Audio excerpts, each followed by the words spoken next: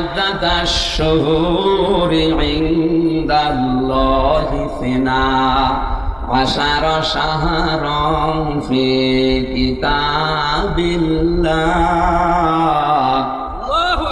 ইয়াওমা খালাকাস সামাওয়াতি ওয়াল আরদা মিনহা আরবাআতুন হুরুম।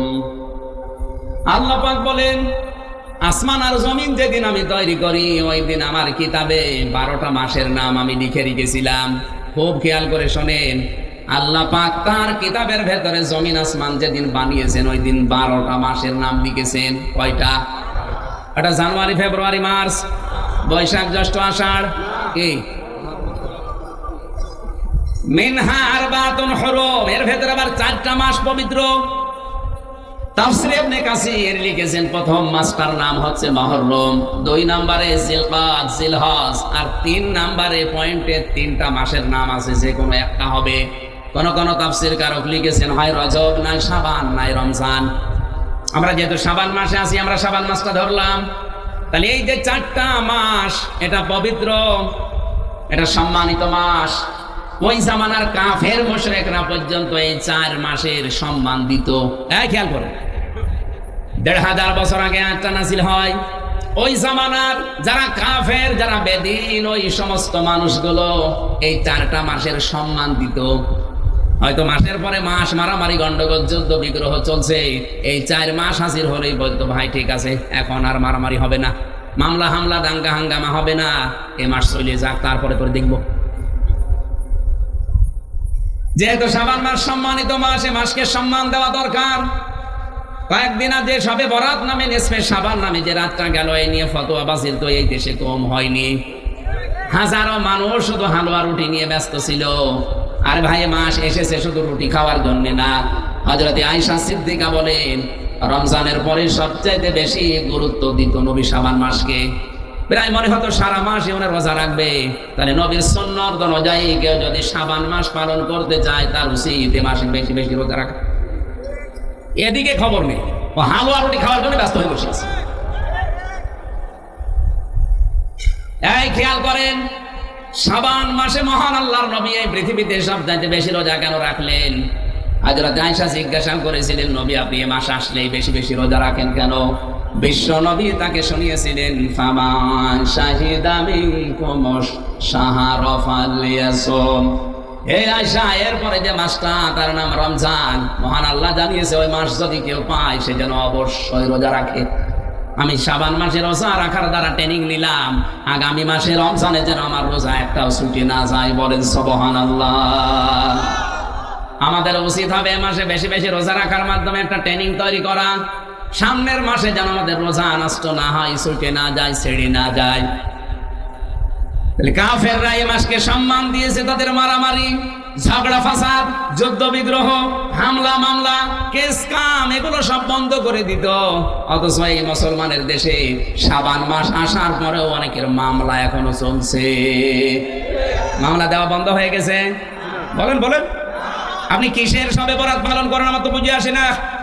সম্মান যদি দিতেই হয়, এই মাসকে সম্মান জানান যে মাসে মারামারি, ঝগড়া ফাসাদ, যার সাথে কথা বন্ধ ছিল আমি ওটা মিটিয়ে ফেলবো, যার সাথে মামলা চলছিল এ মাসে শেষ, বলবো না এখন থাক, এই মাসটা চলে গেলে আবার করে দেখবো। এটাও যদি আমরা করতে পারতাম তত একটা মাস শান্তিতে থাকতে পারতাম। অথচ এই মাসে আজ আলেমদের কাদা ছোড়াছড়ি আরো বেশি হচ্ছে। জালেমে জালেমে এদেশে এখন এই শাবান মাসে দোস্তি হয়ে গেল বেশি, আর আলেমদের ভেতরে শত্রুতা হয়েছে এই মাসে বেশি। আমরা তো কাফেরদের মতো শাবান মাসকে সম্মান দিতে পারছি না। ওরা মারামারি, গন্ডগোল, মনোমালিন্য, কেস কাম বাদ দিয়ে দিতে মাসের সম্মান নিয়ে, আর আমরা এই মাস আসলে আরো বেশি করছি। খালি হাদিয়া তোফা নিয়ে, শুধু মিলাদ মাহফিল পড়ে, শুধুমাত্র ইয়া নবী সালাম আলাইকা দিয়ে, শুধুমাত্র হালুয়া রুটি খেয়ে, মিষ্টি খেয়ে আপনি মহাব্বত দেখিয়ে শেষ করে দিতে পারেন না। আপনার বিবেক কি বলে? বিশ্ব নবী মুহাম্মদুর রাসূলুল্লাহ এই মাসকে কেমন করে সম্মান দিলেন? আল্লাহর নবী এ মাস আসলে মানুষের খোঁজ খবর নেওয়া বাড়িয়ে দিতেন। আমাদের উচিত হচ্ছে শাবান মাসকে যদি কেউ সম্মান দিতে চান, যাদের টাকা পড়ে আছে ব্যাংকে, আমি আপনাকে দান করতে বলছি না, টাকাগুলো ভালোভাবে সংরক্ষণ করে তোলেন, কর্মসংস্থান তৈরি করেন। আপনি বাইরের মানুষকে কাজে নিতে যদি ভয় পান, যদি অবিশ্বাস হয়, নিজের চাচাতো ভাই, ফুফাতো ভাই, খালাতো ভাই আছে না, একটা ফ্যাক্টরি তৈরি করে এরকম 50 জন মানুষের কর্মসংস্থান তৈরি করেন, আল্লাহর আরশ আপনার উপরে খুশি হয়ে যাবে। এইসব শাবান মাস পালন নেই। সুতরাং এই শাবান মাসে এখানে যারা বসে আছেন, টাকাওয়ালা মানুষ যদি থাকেন সিদ্ধান্ত নেবেন, আর যদি নাও থাকেন এই যে রেকর্ড হচ্ছে, কালকে সারা দেশে ছড়িয়ে যাবে। সবাইকে উদ্দেশ্য করে বলছি, শাবান যদি পালন করতেই হয়, ব্যাংকের টাকা ছাতা পড়ে যাচ্ছে, কত টাকা আছে আপনি নিজেও জানেন না। এই শাবান মাসকে পালন করতে গিয়ে 10টা মানুষের কর্মজীবন তৈরি করে দেওয়া যায় না? তাহলে কিশোর গ্যাং তৈরি হতো না? রাস্তায় ছিনতাই, চাঁদাবাজি এগুলো বন্ধ হয়ে যেত। কথা বলেন না কেন? মানুষের কাজ যখন থাকে না, হতাশ হয়ে যায় জীবনের উপরে, তখনই ও রাস্তায় নামে অবৈধভাবে। এটা শুধু একা দায়ী না, আপনিও দায়ী। আপনি কি শাবান মাস পালন করে গেলেন? প্রতি বছরে বছরে মাসটা আসে চলেও যায়, কিছুই করতে পারেন না। আজকের এই মাসেই সিদ্ধান্ত নেন, আর মাত্র 6 দিন আছে। এই 6 দিনে যেন এমন কিছু করতে পারি, 5টা রিক্সা কিনে 5 জনকে চালাতে দেন। মাসে মাসে আপনি আমার এই টাকা দিয়ে দেবেন, দেখবেন আপনার টাকা দেওয়ার পরে ওর সংসার চালাতে সাহায্য হয়ে যাবে।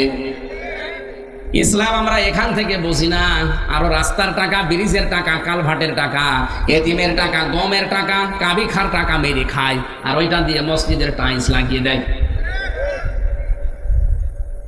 কিশোরগঞ্জবাসী একটা মসজিদ বানিয়ে দিলে কয়জন নামাজ পড়বে? না খুব বেশি হলো 5000 মানুষ। আর একটা রাস্তা বানিয়ে দিলে, একটা ব্রিজ বানিয়ে দিলে লক্ষ লক্ষ মানুষ হাঁটবে, চলাফেরা করবে। 1000 মসজিদ বানানোর চাইতে একটা রাস্তা বানানো আল্লাহর কাছে অনেক দামি।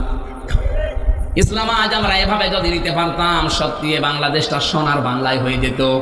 কোথা থেকে যে ইসলাম নিয়েছে আল্লাহ ভালো জানে।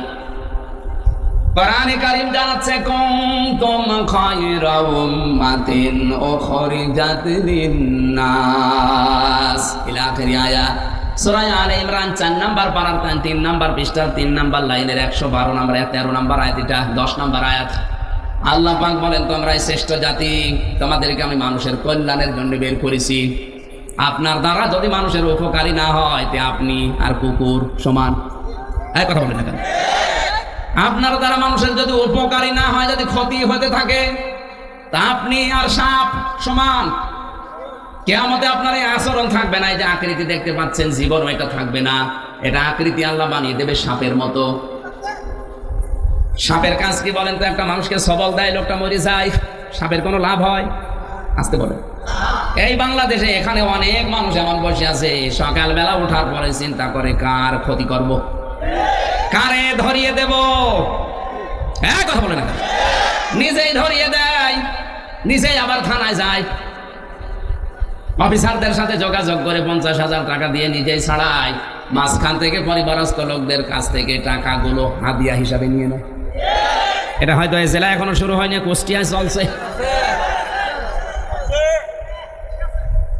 আল্লাহর কসম, যারা মানুষের এভাবে ক্ষতি করেছেন, আমারও তো ক্ষতি হয়ে গেল। 3টা বছর তো গেলই, আমার বাবার লক্ষ লক্ষ টাকা বিনা কারণে গেল।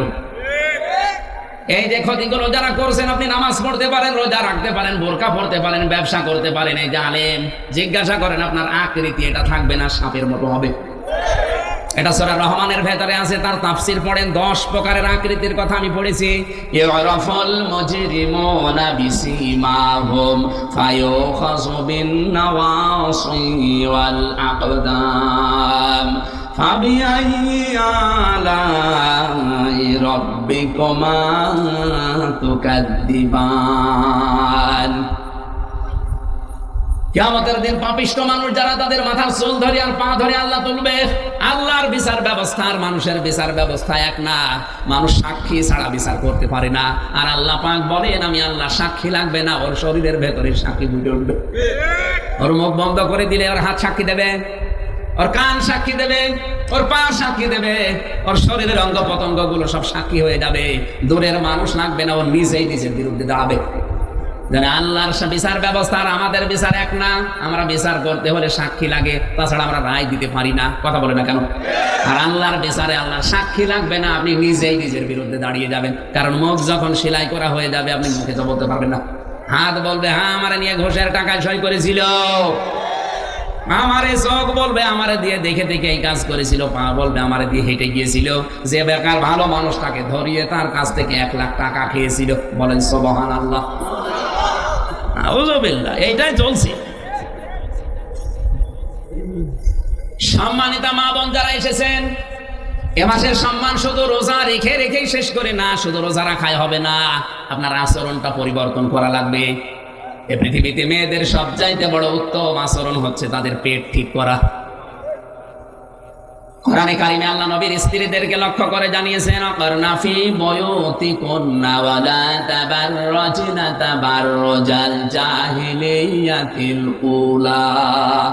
সূরা আহজাবের 33 নম্বর আয়াতের প্রথম অংশে আছে, আল্লাহ বলেন মেয়েরা ঘরের পরিবেশে থাকবা, জাহিলি যুগের মেয়েদের মতো রূপ সৌন্দর্য প্রদর্শন করে বের হবা না।